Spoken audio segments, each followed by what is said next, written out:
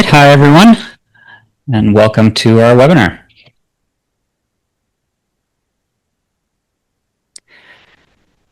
So a quick disclaimer and reminder that our presentation today is not intended as investment advice. So please reach out to our team if you'd like to discuss the issues presented in the context of your personal circumstances.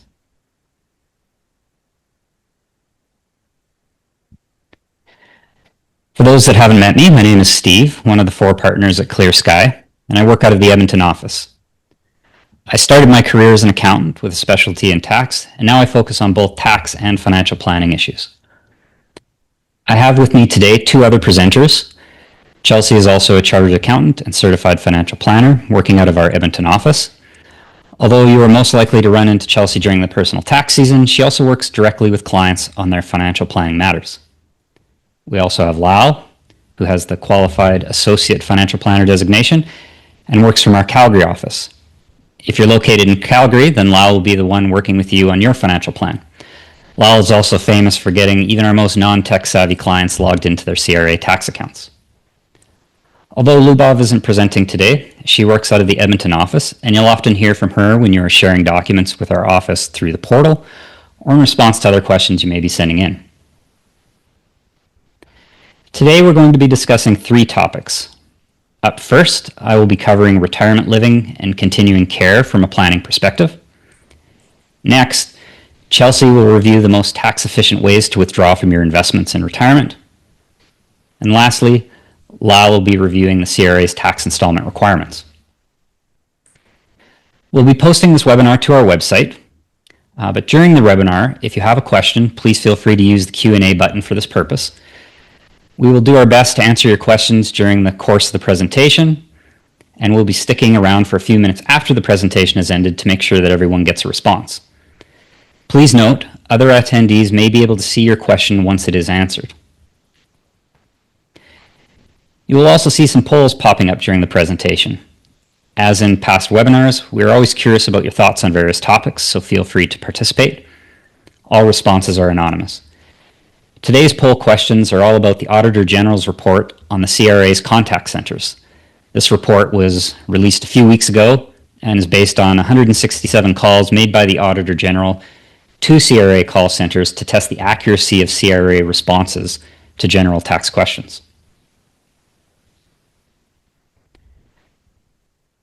So now to our first topic of the day, and I suppose it'll help to set the stage by defining a couple terms. The first term is continuing care. This is the public service provided by the Government of Alberta and can include home and community care, as well as care in a continuing care home and hospice. Continuing care is for those with acute nursing requirements. In order to benefit from these services, an individual has to complete an AHS assessment. However, a key benefit from this public model is that the continuing care services are partially subsidized by the Government of Alberta. The second term is retirement living. These are private facilities run by non-government companies and offer services from independent living and private supportive living through to assisted living, memory care, and even end-of-life care. Now, there's some level of overlap between these 2 terms. Those who qualify for a subsidized continuing care facility may forego the subsidy and pay directly for a private retirement living facility.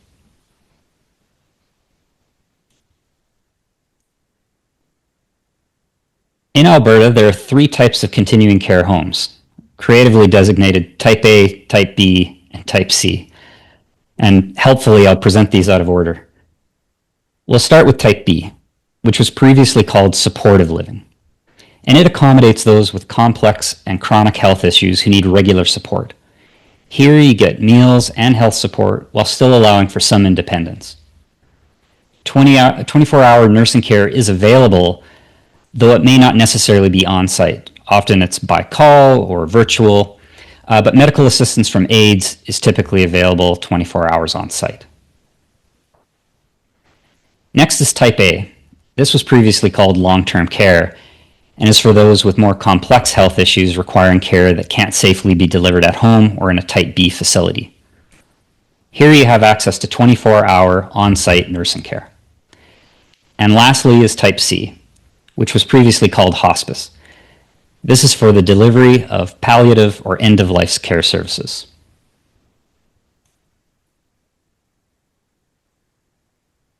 When it comes to private retirement living, it can start well before acute nursing care is required and provide services up to and including end-of-life care. The facilities can cost much more than the subsidized care provided by the government, but provides additional amenities. Oh, and I see we've got our first poll of the day. So in this case, we're trying to get a sense of what kind of planning our clients have already done in this area.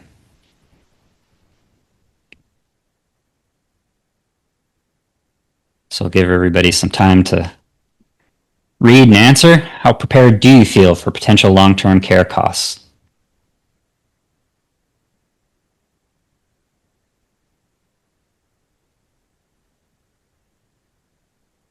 And I suppose it also acts as a reminder to get in touch with us if you feel like this is an area you need to be a little more prepared in.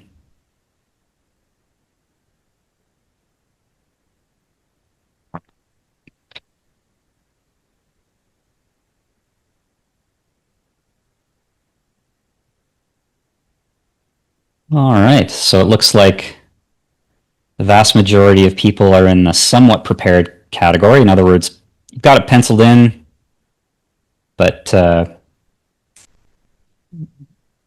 may not know exactly where it is or have all the details. And we've got a few people who are unprepared and scared. So anyways, if you find yourself wondering if you need to be a little more prepared, you have some questions that need answering, feel free to get in touch. As I was saying, the private retirement living facilities offer some additional amenities compared to those that are offered in the public space. In fact, they've come such a long way from the clinical and hospital-like homes of the 80s and 90s that these private facilities now often resemble cruise ships or high-end hotels. And I believe we have the baby boomers to thank for that. The dining has been a key area of improvement, with high-end facilities featuring restaurants, bistros, and even bars. These facilities can also include other amenities like pools, gaming, demonstration kitchens, private dining rooms, and fitness facilities. The activities have also evolved. It used to be frequent bingo nights, and now you have things like wine tasting, theater, and even virtual reality games. So next we'll be looking at a high-level cost comparison. Keep in mind that costs vary across Canada and depend mainly on location, the type of care required, the type of suite you choose, and the included amenities. In Alberta, the cost of Type B and Type A, or non-hospice continuing care, is between $2,100 and $3,400 per month, with additional financial support available for low-income Albertans. Also keep in mind that residents in these facilities likely also qualify for the disability tax credit, which is worth around $3,000 per year. While an AHS assessment is required to get on a wait list, the wait times can vary up to a couple years and are managed on a priority basis. Private facilities, on the other hand, typically cost somewhere between $4,200 and $8,000 per month. And this can include all your food, activities, housekeeping, laundry, internet, and cable. Wait lists for private facilities can be anywhere from a week to a year, though you can get on a wait list without an assessment. Many facilities actually offer short stay opportunities, which give you a chance to test it out before committing to a one-year lease.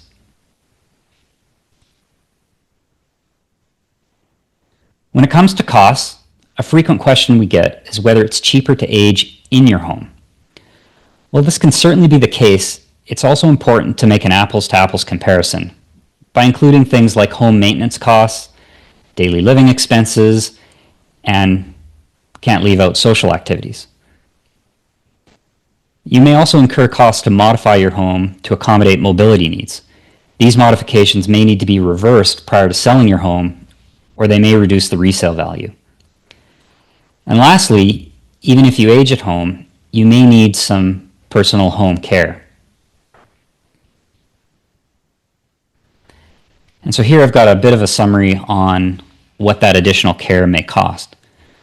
So for $25 an hour or thereabouts, you can get help with general household chores like meal preparation and housekeeping. For $35 an hour, you can even get personal care. And then $60 an hour for those who need specific nursing care.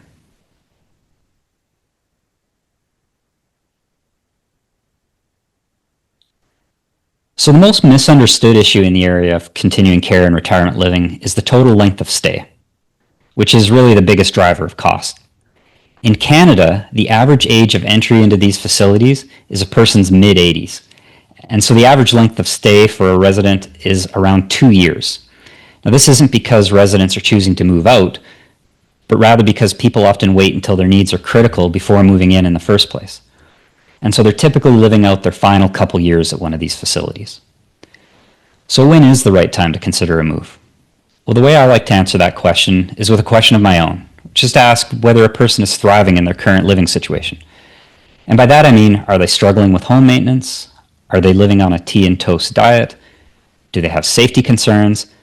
And do they have mobility issues, including the ability to get out via vehicle or transit to maintain social connections? And that last point is often overlooked. Loneliness is considered the silent killer and is a leading cause of preventable death for seniors. We're all aging, and as we do, moving is inevitable.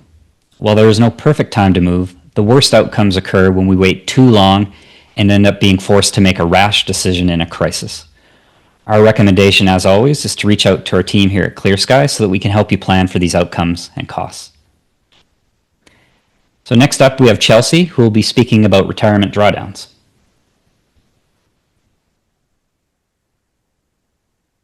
Thanks, Steve.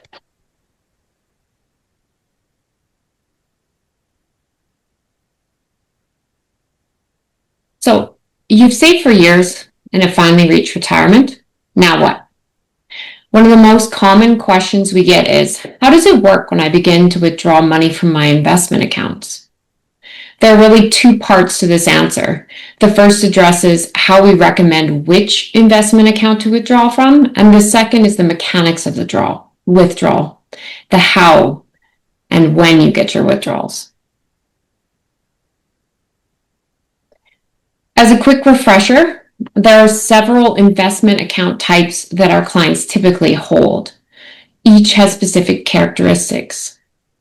These accounts include LIRAs, or locked-in retirement accounts, which become LIFs, or life income funds, at 71.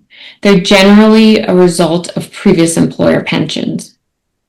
We have RRSPs, or registered retirement savings plans, which become a RIF, or a registered retirement income fund, at the age of 71. We also have TFSAs, or tax-free savings accounts, and non-registered accounts. Since LIRAs and LIFs have many of the same characteristics, I'm going to simply refer to them as LIFs for the remainder of the presentation.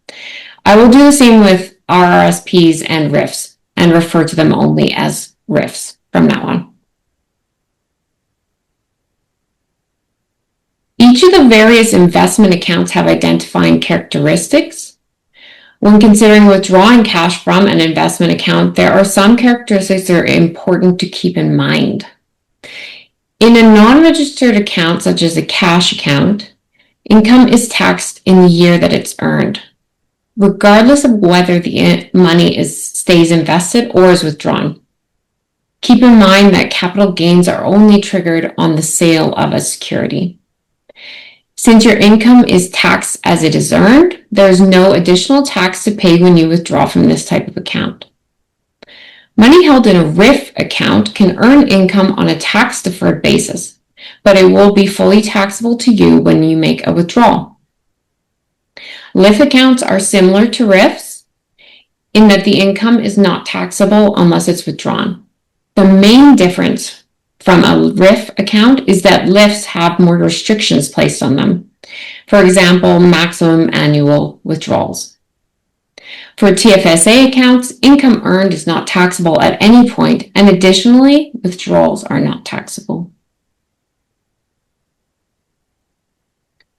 Typically, we prefer to withdraw from accounts that are being most heavily taxed, and we want to leave alone those accounts that are getting lots of tax benefits. So which account is being most heavily taxed? Well, usually that's your non-registered account. So that would be the one we want to withdraw from first. After that, only our registered accounts remain. None of these accounts get taxed on the income they earn, but some of them get taxed on withdrawals. And so we want to avoid withdrawing from those accounts as long as possible. So which account can you withdraw from without being taxed? Well, that's your TFSA. So that's the next account we would like to deplete, which just leaves LIFs and RIFs. As mentioned previously, the main difference between LIFs and RIFs is that LIFs have more rules and restrictions around them. So we want to get rid of those accounts first. So that's the order: non-registered, TFSAs, LIFs, and then RIFs. With that being said, there can be exceptions to the general recommendations. For instance, we may want to ensure that you're generating enough taxable income in a year to use up your personal tax credits, and maybe even use up some of your lower tax brackets. Also, we may want to leave some funds in your TFSA for emergency purposes, since you can pull from your TSA in a pinch without impacting your tax planning. We often find clients are concerned about paying high rates of tax when they die because their RIF is all taxable in all in 1 year. Keep in mind that for couples, when the first spouse passes, there is no tax impact. It's only on the death of the surviving spouse that registered accounts become fully taxable. With that said, the most tax efficient way to withdraw from your RIF is to follow the minimum withdrawal requirements. This is because the benefit of avoiding tax on income over time often exceeds the benefit of avoiding higher tax rates on withdrawals. Let's look at the chart on the right of the slide. Here I would assume that someone decides to withdraw tactically, meaning that they have decided to withdraw at a faster pace from their RIF over time. The goal of this is to pay less tax on the withdrawals overall. I compare this to a person who withdraws the minimum amount from the RIF account over time. I took the tactical withdrawal and compared it to the minimum withdrawal amount as a percentage to show the benefit or cost there is to increasing annual RIF withdrawals from your account. Keep in mind these percentages are not cumulative.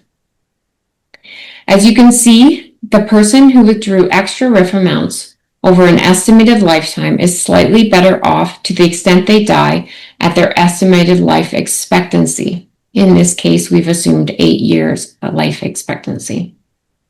However, if they outlive their life expectancy assumption, you can see that the numbers become negative, indicating that any benefit there was is reversed and that they would have been better off withdrawing the minimum RIF amounts. Another way to think about it is to assume you and your neighbor have the same amount in your RIF accounts. You decide to use a tactical withdrawal method and draw down your RIF over 8 years to avoid paying a higher rate of tax in the year you die. Meanwhile, your neighbor decides to withdraw the minimum amount of RIF.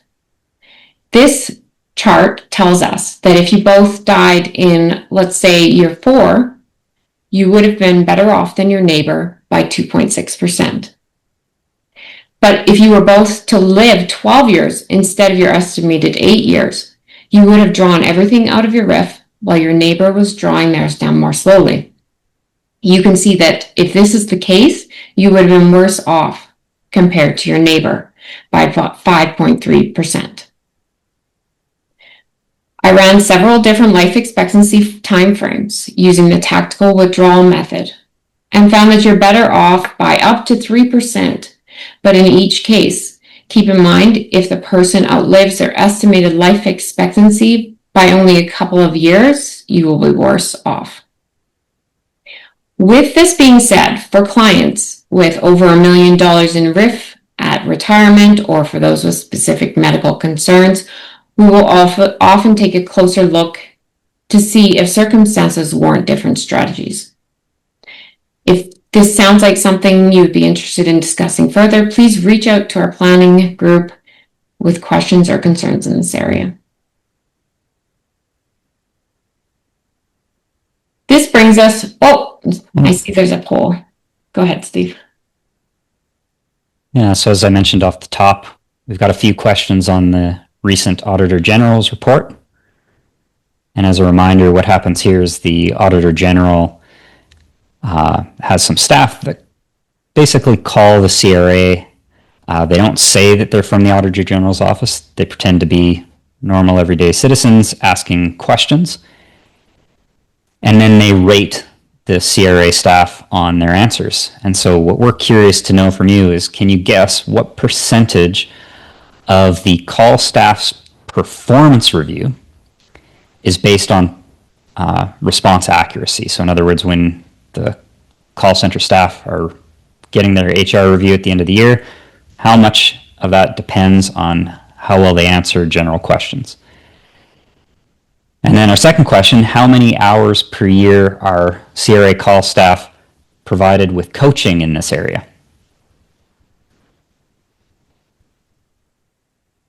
So let everybody guess at what they think it is.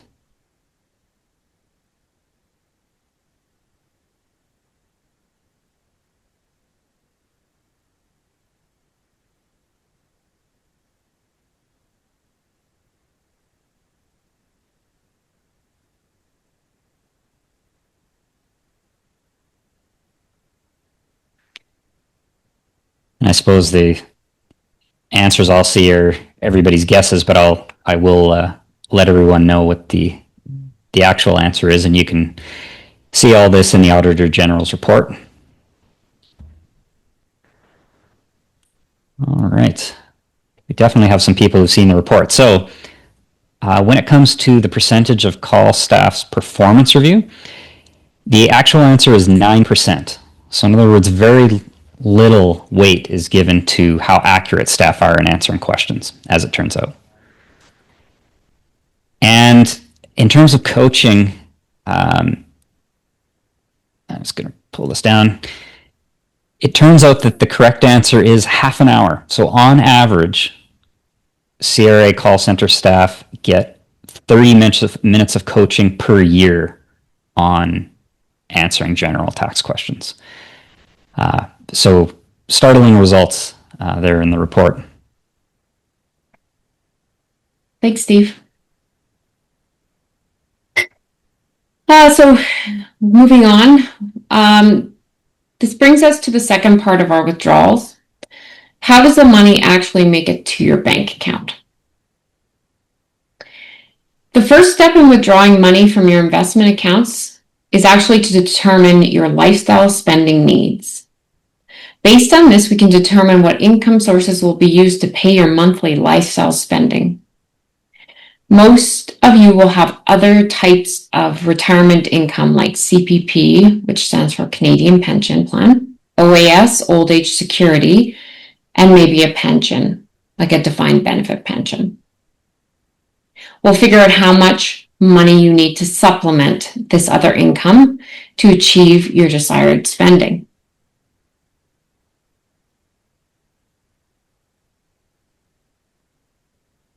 Once we determine how much you will need on a monthly basis, we typically set up an automatic monthly withdrawal from your investments directly to your bank account. This can be set up to occur on a day of the month that works best for you and suits your needs, keeping in mind that if that date falls on a weekend or a holiday, this payment will be sent on the next business day. We can also make changes at any time to this arrangement. You can change the monthly withdrawal amount or the date that it arrives in your account. You can also contact ClearSky if you would like an extra lump sum withdrawal for a big purchase, or any amount that's outside of your automatic monthly withdrawals. If the withdrawal is taxable to you, as it would be if it's coming out of a LIF or a RIF, then we would also figure out what kind of withholding tax should apply.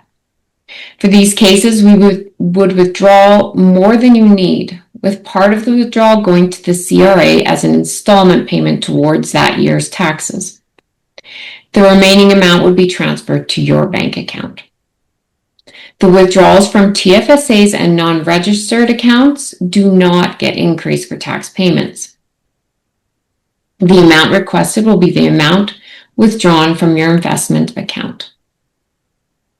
So that's it for me. I'm going to pass it on to Lyle now, who will talk about installments.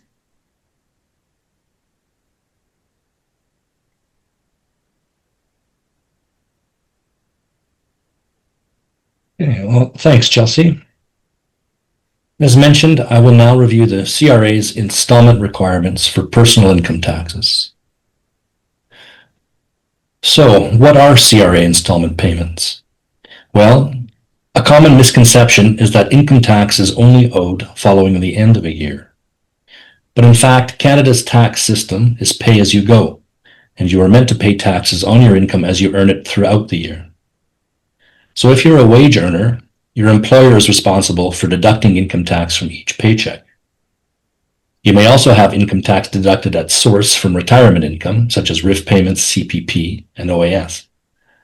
But for self-employed individuals and those earning income from investments like non-registered portfolio holdings and rental properties, installment payments may have to be made to cover amounts owing on income that doesn't have sufficient tax withheld at source. So who has to make installment payments?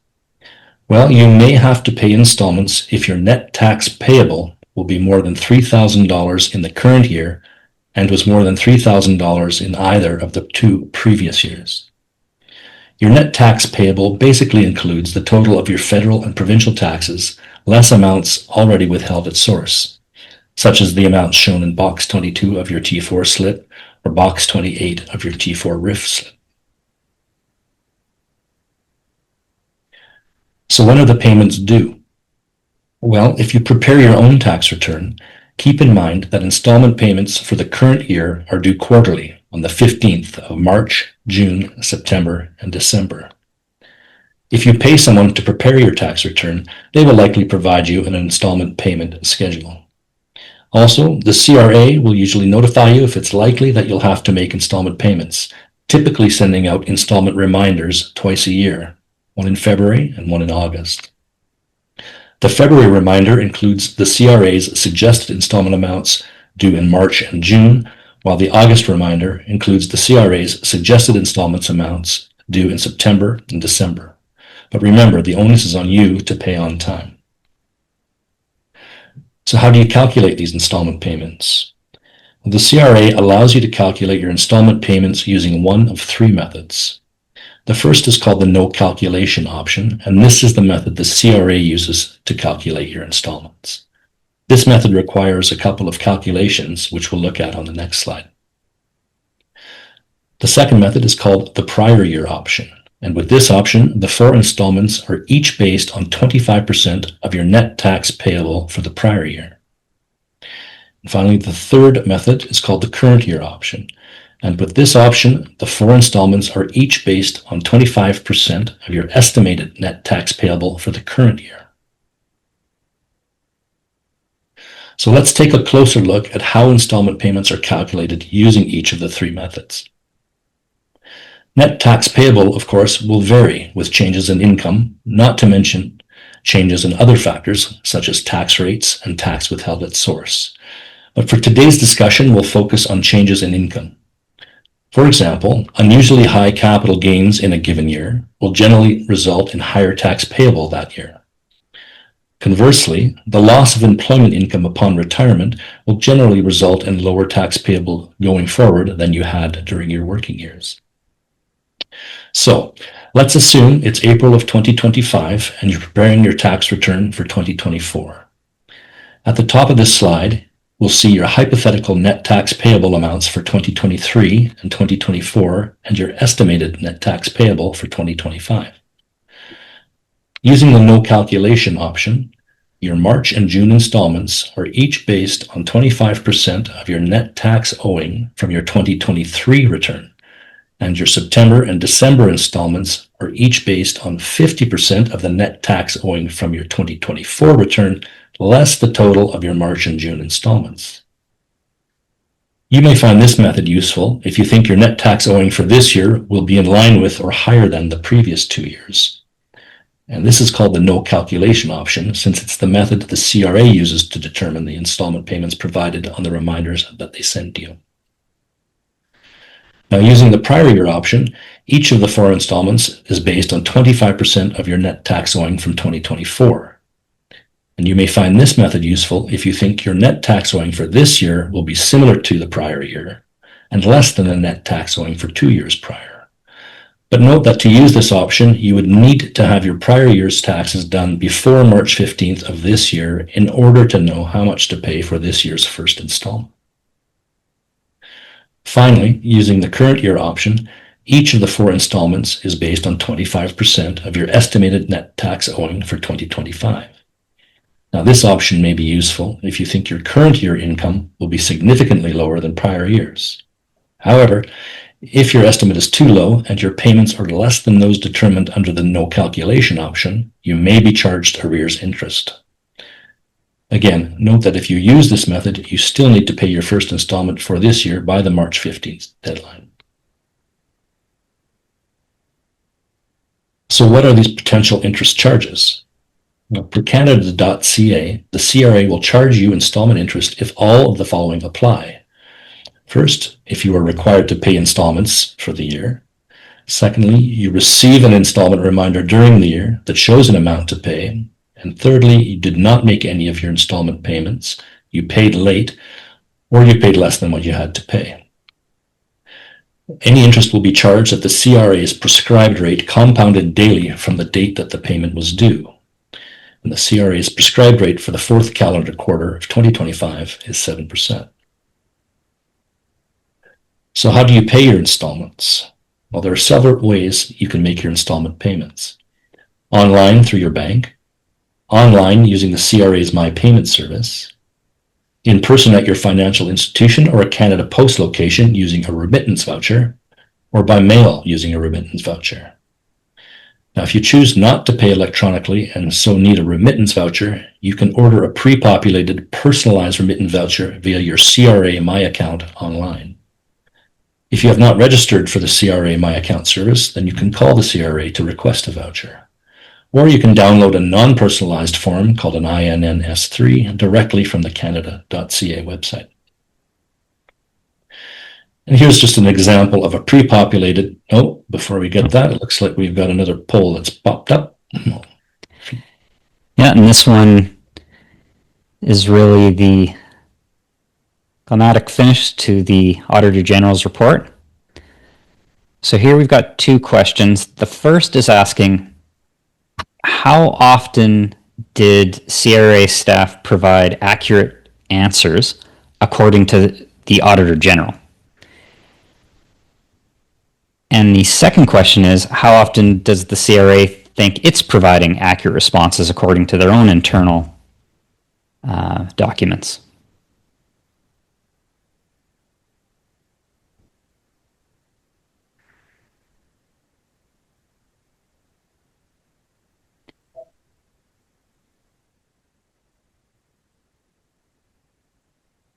So we'll give everybody a chance to take their guess.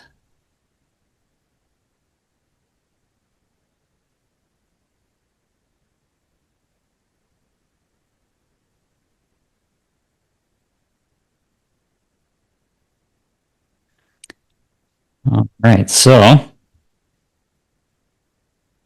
yeah, it looks like most people got these correct.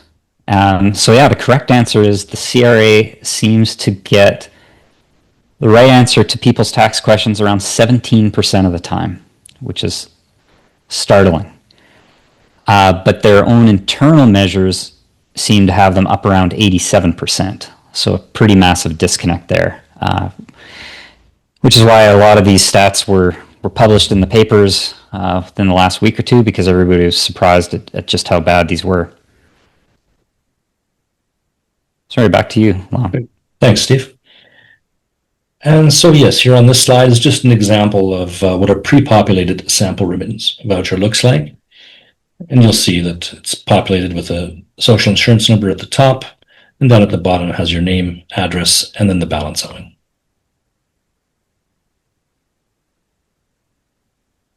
Okay, so how do you claim any payments that you've made on your tax return?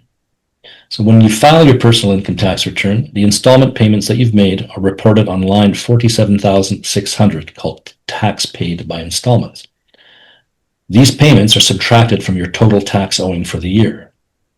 Now, if you've overpaid, you'll receive a refund, and if you've underpaid, you'll need to pay the remaining balance by the tax payment deadline of April 30th. And finally, how do you decide whether to pay installments that are due? Well, if you prefer not to worry about how much tax you will owe and whether you will have to pay interest when it comes time to prepare and file your personal return, you may want to make your installment payments as we've discussed here. Again, if you end up having overpaid, you'll receive an income, and if you end up owing some tax, you will not have to pay installment interest, provided your estimated installments amounts are not too low. And again, recall that the CRA will use the no calculation option for its installment reminders. However, if you prefer to maintain control of your money rather than paying installments to the CRA, you may opt to pay any amounts owing when you prepare and file your tax return for the year. But keep in mind that if you do choose this route, you may have to pay interest on the missed installment payments. And as mentioned, the CRA publishes its quarterly prescribed interest rates online at canada.ca. And we should note that besides interest, the CRA also has the ability to charge an installment penalty if your installment payments are late or less than the required amount. However, this penalty is typically charged only if your installment interest for the year is more than $1,000. So that concludes our presentation. If you have any questions, please feel free to ask them in the chat or reach out to us or your investment advisor by phone or email. So thank you everyone for attending. One of the questions that came up from the chat that I thought everyone might be interested in hearing the answer to is, can you pay tax in equal payments per month rather than quarterly? So from Lyle's presentation, Lyle, you were going over the kind of required payments. But the truth is the CRA is happy to take your installments as often as you would like to pay them. So if that's something you would like to do, you always have the option. But it's just not required. With that, the presenters will head into the backstage and stick around for a minute or two in case there are any other questions. But thank you again, and it looks like a lot of our clients are paying attention to the financial news because there were a lot of correct answers to those CRA Auditor General questions. So well done. Thank you again.